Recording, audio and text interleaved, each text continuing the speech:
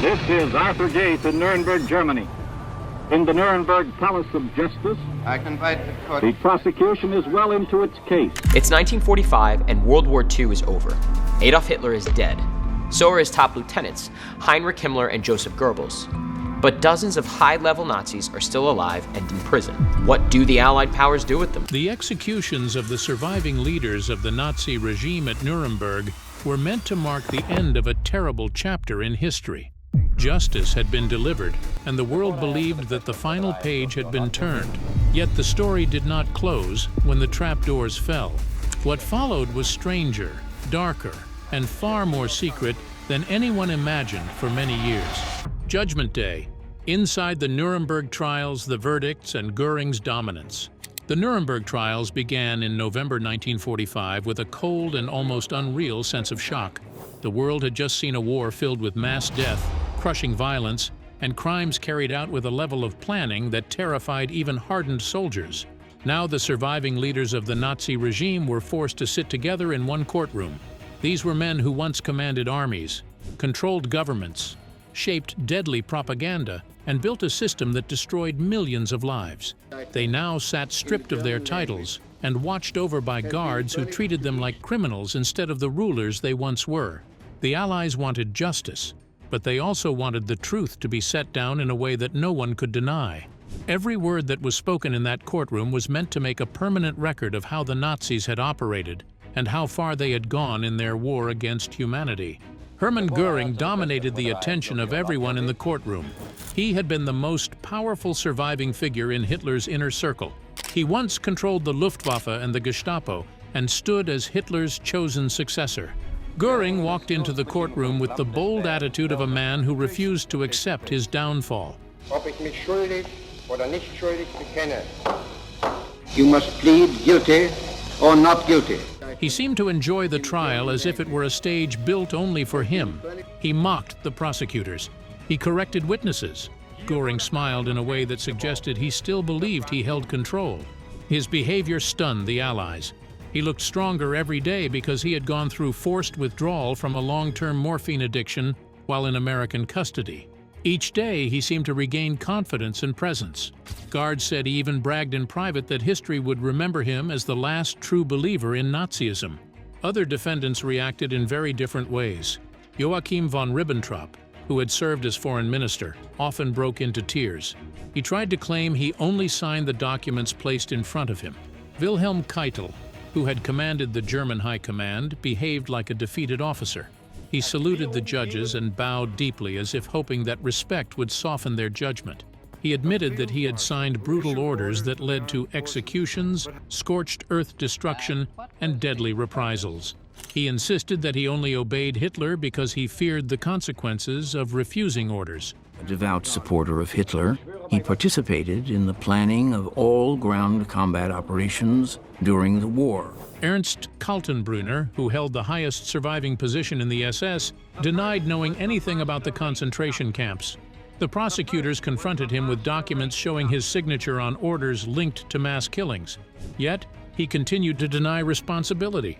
Julius Streicher, who had spread hateful propaganda that helped lay the foundation for genocide, shouted wild claims about Jewish conspiracies until the court forced him to stop speaking.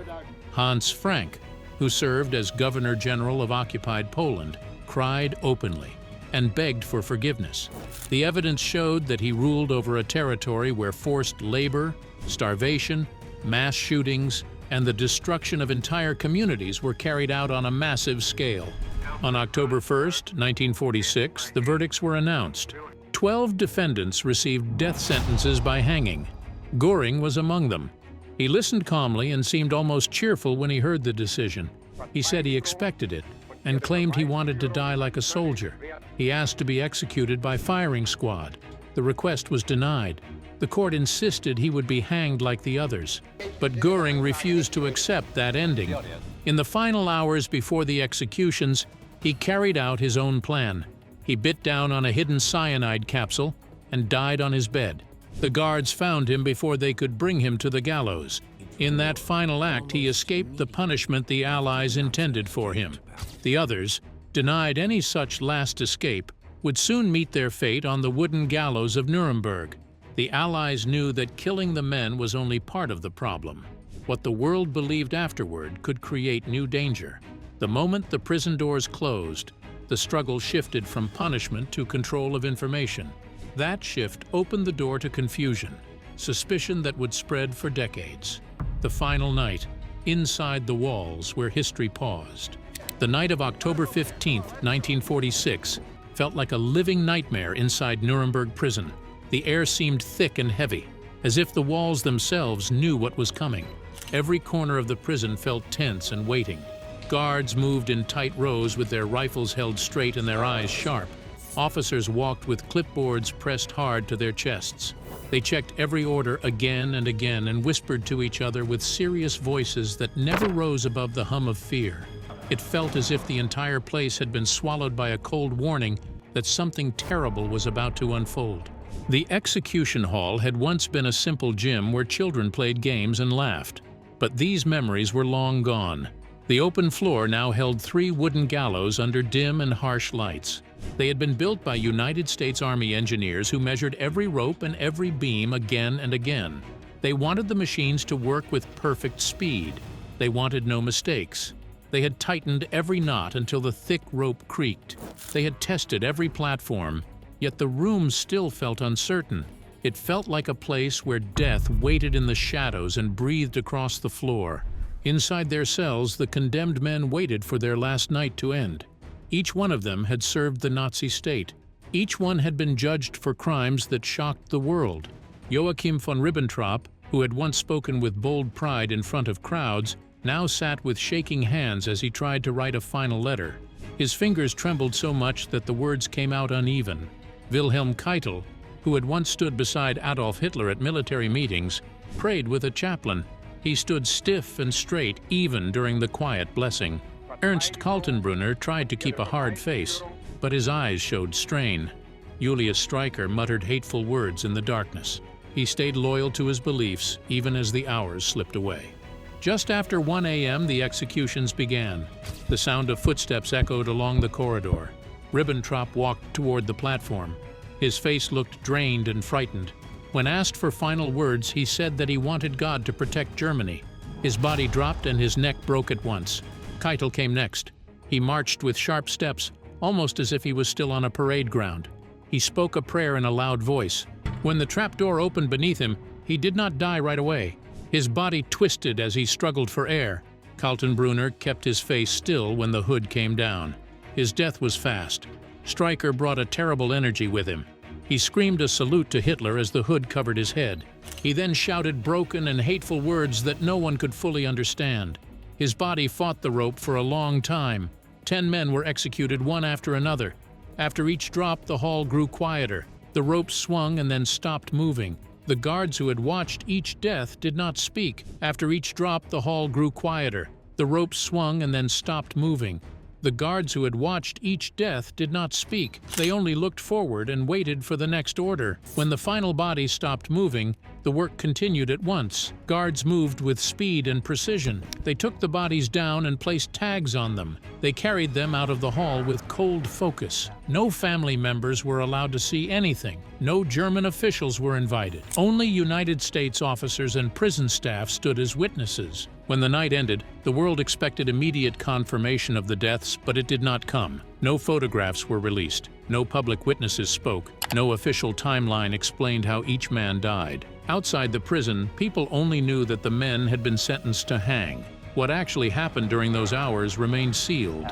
Myths, rumors, and the battle over the truth. The first fear centered on whether the executions worked as intended. Hanging required exact measurements for each individual man. If the rope length was misjudged, the neck would not break. In that case, the condemned man would remain conscious while slowly suffocating. Rumors began spreading that at least one of the men did not die immediately. Some claimed witnesses inside the prison saw prolonged movement after the trapdoor opened. Explained to them that they were going to physically exterminate the Jews, and everyone was to report to him. Legs continued to kick, hands clenched, bodies twisted as air was slowly cut off. These stories focused on specific prisoners who were large, tense, or physically rigid, raising doubts about whether calculations were accurate. The Allies refused to explain how long each execution took. That refusal made people believe the final moments may have been uncontrolled and deeply disturbing. The second fear involved the bodies themselves. No remains were shown, no coffins were displayed, no graves were announced. This led to a chilling question. Were all bodies accounted for when the executions ended? People speculated that confusion during the night, combined with urgency and secrecy, may have led to errors. Some believed at least one body may have been damaged so badly it could not be publicly presented. Others claimed records were incomplete or mismatched. Without physical proof, even the idea that a body was missing or mishandled could not be fully dismissed. The third fear was the most unsettling. Some believed the silence existed because the truth was too damaging to release. Rumors claimed the bodies showed signs of extreme distress that would have shocked the public. There were whispers of swollen faces, deep rope marks, and visible injuries that suggested prolonged suffering. Others believed medical examinations revealed details that would have embarrassed the Allies or created sympathy for the condemned. The lack of transparency made the secrecy feel deliberate, as if officials were protecting themselves from scrutiny rather than protecting the public. Hat die Endlösung zum Reichsführer SS Himmler nach Berlin befohlen. To end the speculation completely, Allied commanders chose a solution that would remove the source of every question. That decision required immediate action. Orders were issued, security tightened, and under the cover of darkness, a convoy was prepared to move through Bavaria, carrying the last physical evidence of the night toward permanent removal. The secret convoy, a midnight journey through Bavaria. Everyone inside the prison understood that the next steps had to remain invisible to the world. Every gate was slammed shut and every hallway was filled with armed guards. The Allied commanders carried a deep fear that went beyond the threat of violence. They feared that future extremists would try to turn the dead into twisted icons. They feared that future liars would claim that the executions had been staged, so they trusted only absolute secrecy. Inside the morgue, the 10 hanged men and the rigid body of Hermann Goring lay on cold metal slabs. It was a really big issue in the way that prisoners were looked after in their cells. The reality was, of course, bright lights glared down on their pale faces. Military photographers walked around them and took clear pictures from every angle. Faces were photographed, profiles were photographed, bodies were photographed naked and clothed. Every image was sealed at once inside classified archives. The officers wanted undeniable proof that all 11 men were truly dead. Autopsies quickly followed. Goring's autopsy revealed crystals of cyanide inside his organs. Doctors confirmed that the poison had reached his body through a capsule that he had hidden for weeks. Ribbentrop's body showed a clean break in the neck. Keitel's neck had not snapped and he had died slowly and painfully. The rope left deep marks on his skin. Stryker's face showed the violent struggle that unfolded as he died. Kaltenbrunner's muscles showed that his death had been sudden. Doctors examined scars and tattoos and old injuries. They wrote down every detail with extreme care. They wanted to shut down any future attempts to doubt the authenticity of the remains. When the examinations ended, the corpses were wrapped in white sheets. Then the sheets were tightly bound with twine. Tags with coded numbers were tied to their feet. No names appeared on the tags. There were no symbols. There was not even one hint of honor for the men who had once terrified the whole world. Buchenwald Command got an order to eliminate the entire camp. 4 military ambulances entered the yard. The windows were covered with thick black curtains that blocked every glimpse from outside. The convoy rolled out of Nuremberg under complete darkness. The officers did not allow the drivers to use the main roads. They guided the vehicles through side paths and damaged villages that the war had turned into quiet ruins. Burned buildings stood like black walls along the route. The scars of the war followed every turn. The soldiers inside the ambulances sat close to the gurneys that held the tightly wrapped bodies. Every time a vehicle turned, the corpses slid a little on the metal surfaces. The soldiers who felt the movement tried to look away. Some pretended that the shapes under the sheets were nothing more than heavy bags, yet all of them felt a disturbing awareness. The bodies beside them had once commanded armies that tore Europe apart. Every checkpoint had been prepared in advance. Like with so many questions about what motivated the SS men, that was just one motive among many others. They were unified. Guards were told that the ambulances carried sensitive American casualties. None of them asked questions. They saluted and stepped aside as the convoy passed. Around midnight, The first dim lights of Munich appeared in the distance. Germany was still under strict power regulations. The streets were quiet and the air felt cold and heavy. The Ostfriedhof cemetery waited behind large stone walls. American officers had locked the entire area before the convoy arrived. Anyone who approached the crematorium was turned away without explanation. Once the convoy drove inside the cemetery, the engines shut off, and a heavy silence fell over the grounds. German workers who managed the crematorium stood with lowered eyes. They had been informed that they were to assist in an American military order and nothing more.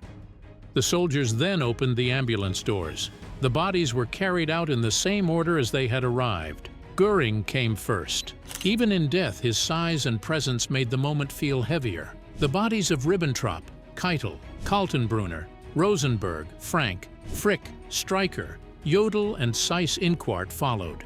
Each corpse was placed on a metal table. The workers prepared the furnaces. They added large amounts of fuel so the flames would reach the temperature needed for complete destruction. American officers checked all the instructions again. They searched the building for cameras or unauthorized personnel. They knew that nothing could be allowed to interfere with this most secret mission. Once the furnaces opened with a loud rumbling sound, the workers understood that they were about to remove the last physical traces of a regime that had set an entire continent on fire.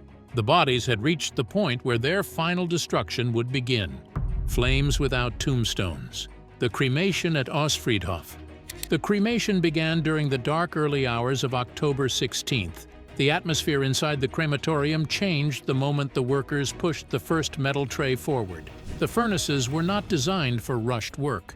They were built for slow and steady use, the kind of steady rhythm that allowed each body to be consumed entirely without risk of malfunction or partial burning.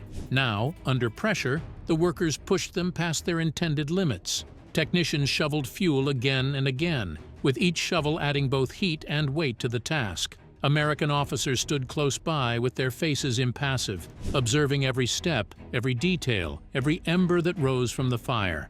They made sure that no body was given special treatment, no corner was left unburned, and no trace of any individual man could survive once the flames consumed the remains. Goring's body entered the furnace first. The workers pushed the tray inside and the flames swallowed the dead man. Officers wrote down the exact time, documented the condition of the furnace, and ensured the process followed precise steps. They waited for the body to collapse under the intense heat, monitoring every fracture and movement of bone as the fire worked methodically. Goring had escaped the public humiliation of the gallows through poison, yet he could not escape the fire. He burned like the others, leaving behind only smoke, heat, and fragments that would soon be reduced to dust. Ribbentrop followed next, then Keitel and Kaltenbrunner. Then the remaining men who had stood in the courtroom only hours earlier. The temperature had to be raised repeatedly, sometimes forcing the furnaces to their mechanical limits because the bodies of adult men left fragments of bone that were difficult to destroy. The workers removed the fragments, crushed them into powder, and returned them to the flames until every piece turned into light gray ash. The process was meticulous, deliberate, and almost ritualistic in its finality. When the last furnace cooled, the workers gathered a large amount of mixed ash from all the bodies. The ash was placed on a table. It was gray and fine, like a muted reminder of human life extinguished. No attempt to separate individuals was made. The mixture itself served the purpose. The Allies wanted to prevent future extremists from claiming a relic, from creating a shrine to hate, from finding a focal point for memory or veneration. They wanted nothing left for myth or legend. The workers then swept the ash into a metal container. The lid was sealed with thick tape. The marking said that the contents were routine military waste. The label ensured that no one who saw the container would suspect anything unusual. And yet within it lay the total remains of some of history's most notorious figures. However, the mission was not finished. Destroying the bodies could not fully prevent future attempts to seek the remains. The ashes themselves had to vanish. The Allies needed running water, isolation, and absolute secrecy to ensure that nothing, not even a fragment of bone or a speck of ash, could ever be used to glorify evil again. Scattered in silence, the disposal of the ashes. On the night of October 17th, a final convoy left Munich under the cover of darkness. The container of ash sat inside one of the vehicles. Only a few officers knew the purpose of this part of the mission, and they understood its importance. They had selected an unremarkable place on the outskirts of the city, a drainage ditch beside a seldom-used road, where the ash could disappear without witness. The ditch emptied into a narrow creek that wound its way to the Isar River. The officers had chosen this spot because running water would scatter the ash naturally and dissolve evidence into the landscape until it became impossible to recover. Rain fell as the convoy arrived at the ditch. The ground was soft and wet, making each footstep heavier and more laborious. Flashlights revealed the metal container as the soldiers carried it toward the water. No one spoke. No one offered any kind of farewell. The silence acted as the only ceremony that night, like a muted acknowledgement of the finality of what had occurred. The officers opened the container. A faint cloud of gray dust rose in the cold night air, catching the weak light of the lamps. The soldiers then tilted the container, and the mixture of ash from all 11 men poured out slowly, like sand slipping from a hand. The rain soaked the ash immediately, turning it into thin streams that sank into the mud and dispersed into the flowing creek. The soldiers used shovels to stir the mixture, making absolutely certain that nothing remained solid, recognizable, and recoverable. The water carried the ash into the creek. The current pulled it toward the Isar River, and the river carried it farther away, dissolving each particle into the natural flow of Bavaria's landscape. The few bits of ash that clung to the mud were washed in by the rain within minutes, leaving behind no trace behind. When the soldiers stepped back, the ditch looked ordinary again. No sign remained of what had just happened. The soft sound of running water masked the memory of the ashes. The rain fell on the empty road, washing away footprints and tire tracks, erasing the final proof of what had occurred. There was no marker, there was no memorial. That had been the goal. The Allies wanted to prevent future believers in Nazi ideology from creating shrines, gatherings, or monuments that could serve as rallying points for hatred. The convoy left the area, leaving the ditch looking entirely unremarkable, as if nothing extraordinary had happened there. The bodies had been destroyed. The ashes had vanished. Yet the world did not stop asking questions, and silence the Allies created began to feed rumors. Make sure to click the cards on the screen now.